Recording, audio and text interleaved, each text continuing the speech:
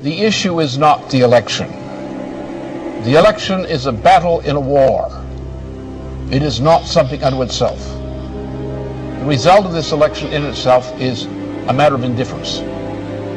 It's a question of how the battle is won and lost, which is important. But there's another issue here. There's also an issue of World War III. And World War III is between the British Empire, better known as the Anglo-Dutch liberal banking financial system on the one side, and the principal nations of Eurasia, Russia, China, India, and other nations are the targets of intended warfare by the British Empire, which is already turning Europe into a mere colony of the British Empire through the program of the Lisbon Treaty. If the Lisbon Treaty were adopted, and is being pushed for adoption now, there would not be a single nation on the continent of Europe, west of Belarus and Russia, which had any sovereignty whatsoever.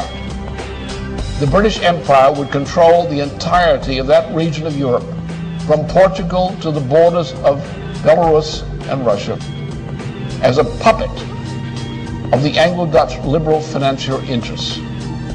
It is those interests represented in the United States for a long time have taken over control of the US dollar, control of the United States. Now they're moving in for the kill. The same cartel that put Mussolini into power in Italy, the same cartel that put Hitler into power in Germany. And we're now at the brink of something like a Hitler power taking over the United States. If they grab the United States, then they will grab all of Europe under the Lisbon Treaty. If they control the United States and the parts of Europe under the Lisbon Treaty, then you will have an actual fighting war emerging on this planet. You will have dictatorship. You will have mass starvation. The elimination of whole sections of the population of parts of the world through starvation. And that's part of the British program. It's the food war. That's the situation. We're not dealing with an election. We're dealing with whether there is in the United States, in the top layers of society, the moral fitness to survive. And so far the vote is in the leadership of the Democratic Party and the Republican Party, neither is morally fit to survive. They're as unmorally fit to survive as the people who backed Mussolini and backed Hitler back in the 1920s and the 1930s. And if we allow this to happen, we will get the same kind of treatment that the victims of Mussolini, Hitler, and so forth suffered. That's what we said. We have to win this war against that evil empire.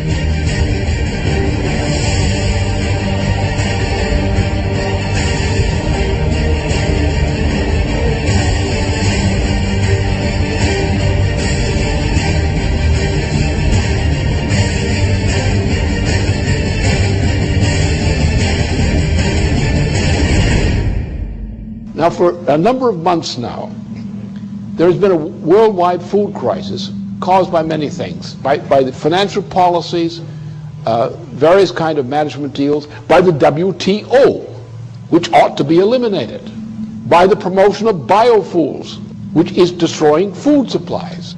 This biofuel program is a gigantic swindle for which there is no possible justification. None. The justification comes out of the World Wildlife Fund of Prince Philip.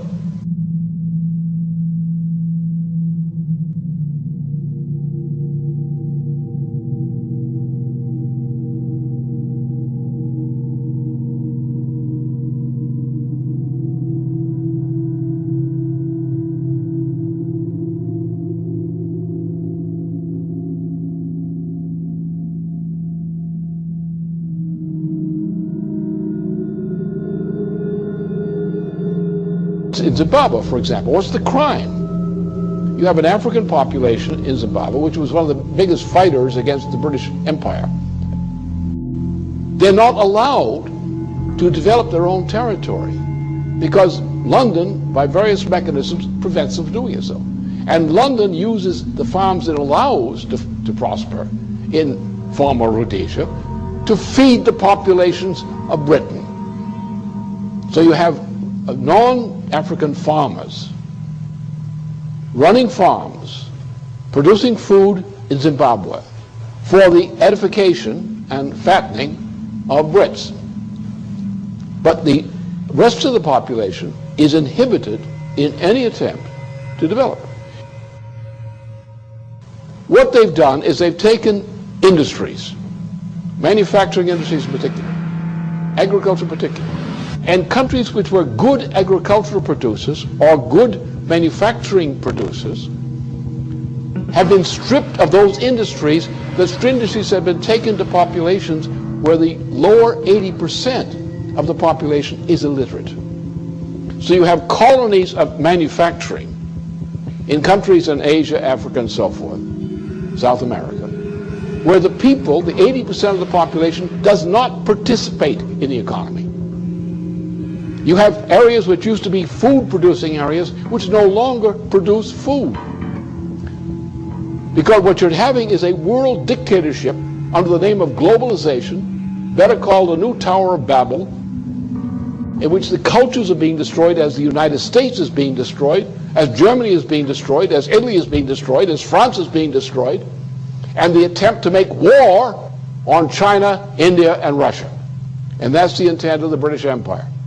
Nothing less than destruction and breakup of China, the breakup of Russia, the breakup of India.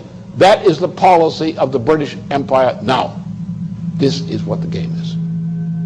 And if this game is not stopped, I can tell you there'll be no planet. But then come back to the food question. If you want to get the American people and other people of other nations up on their hind legs, acting like free people rather than battered slaves, tell them their food for tomorrow morning is not there. That activates popular resistance more than anything else. We are now in such a situation. For many parts of the world, the lack of food is an immediate reality. There is a growing explosion throughout much of the world over this food shortage issue. The rate of food shortage is increasing because the stocking from various food stores, annual stores, has been already delivered, and there's not enough. So as the fact of the empty warehouses and equivalent forms of supplies, as these things go down without food, the food crisis is going to accelerate. And you're going to have not only other parts of the world, but also American citizens who are now faced with the threat of death by food shortages. So therefore, the issue here is not the election result. The issue is not the president. Obama is not competent to be a president. He has none of the makings of competence. They don't want Obama. They just want to use him to destroy Hillary Clinton. That's all. Once they destroy Hillary Clinton, they'll get rid of Obama. That's their intention. And their intention is to bring in a fascist regime in the United States, a presidency which will be in effect a fascist regime, which will cooperate with the British and bring the United States into alliance with the United Kingdom or the Anglo-Dutch liberals. Not all Brits are for this, by the way. And with a Europe, or Western and Central Europe, taken over by this same imperial power. An imperial power whose intention is to go to war against Russia, China, India, and other countries using nuclear power. That's the intention. We're now in a point where a revolutionary movement, or the makings of it, is building up around the food issue. And therefore, those who triumphed yesterday are not going to continue to triumph for long. The result is either we win and restore the kind of government we require in various nations and among nations, or this world is going to go into hell because the crisis won't quit. The people will die of hunger. They will die in increasing numbers. They will kill for food. The structure of society will be destroyed in the fight over food, which is not there. Therefore, either we win this fight against this evil, or there won't be anything to fight for.